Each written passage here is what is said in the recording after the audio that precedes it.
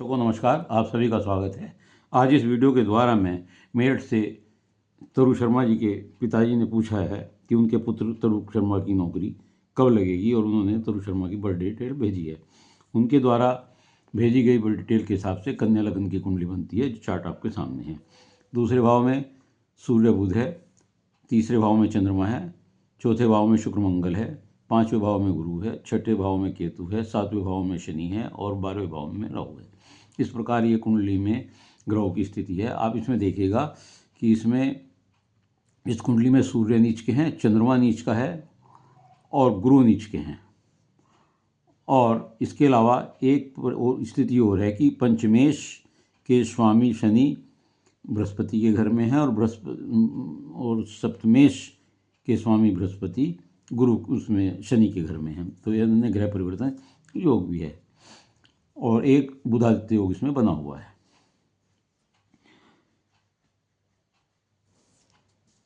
इनका फलित और कुल मिलाकर कंक्लूजन क्या निकलेगा वो मैं आपको बाद में बताऊंगा। कन्या लगन की ये कुंडली है और इसमें कन्या लगन के स्वामी बुध जो है वो नौकरी के भाव के 10वें भाव के स्वामी होकर के और लगन के 2 केंद्र भाव के स्वामी होकर के दूसरे भाव में धन स्थान में बैठे हुए सूर्य के साथ बैठकर बुधादित्य योग बना रहे हैं। कुंडली में चंद्रमा तृतीय बैठकर जो आपको बहुत यात्राएं, अनावश्यक यात्राएं देते हैं, बेवजह की भाग दौड़ कराते हैं और भाग्य स्थान को देख रहे हैं।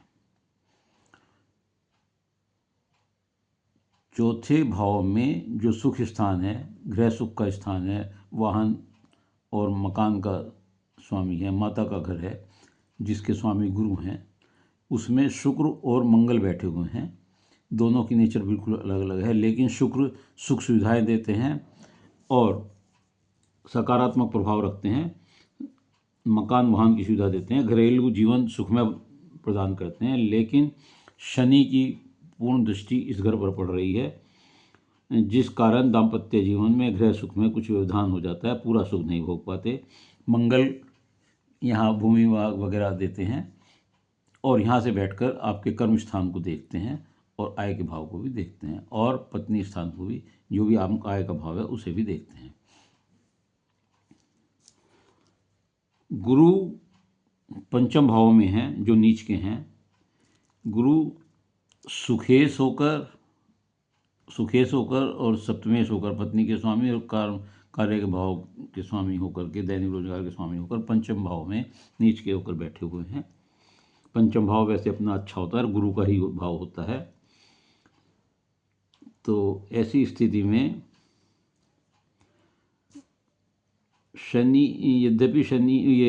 यद्यपि गुरु नीच के हैं, फिर भी आपको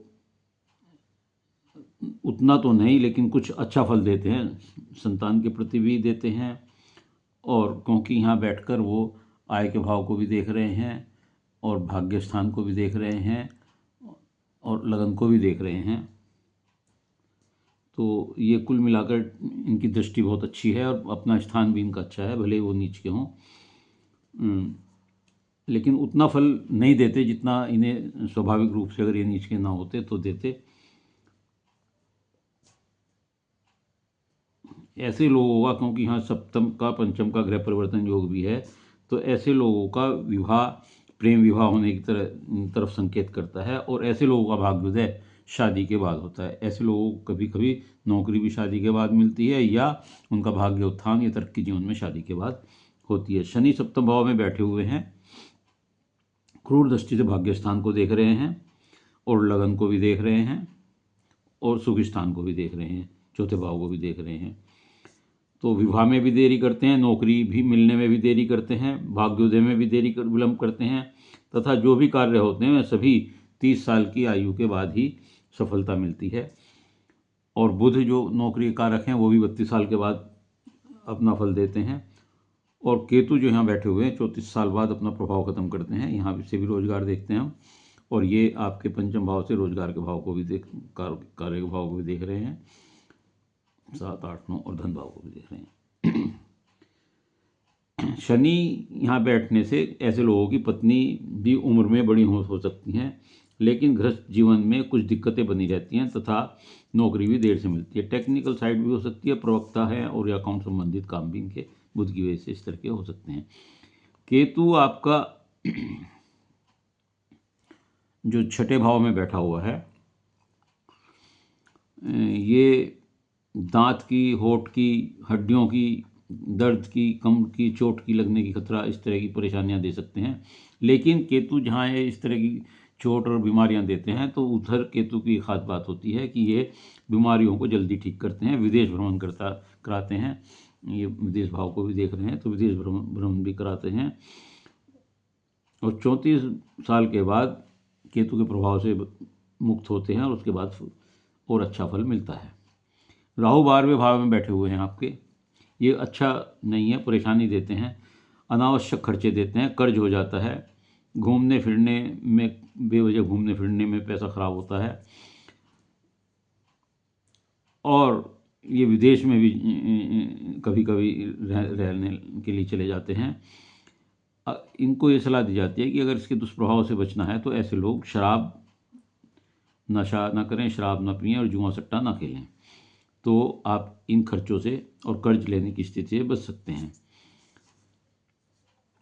अब क्या करें? आपका जो नौकरी का सवाल था वो मैंने बताया कि ऐसी स्थिति में लोगों की नौकरी 30 से लेकर 34 के बीच लग सकती है, और शादी के बाद भाग्य होता है, और शादी भी लेट होती है, और संभावना बड़ी लड़की से अपने से बड़ी उम्र की लड़की से शादी होने का योग हो सकता है, प्रेम विवाह भी हो सकता है।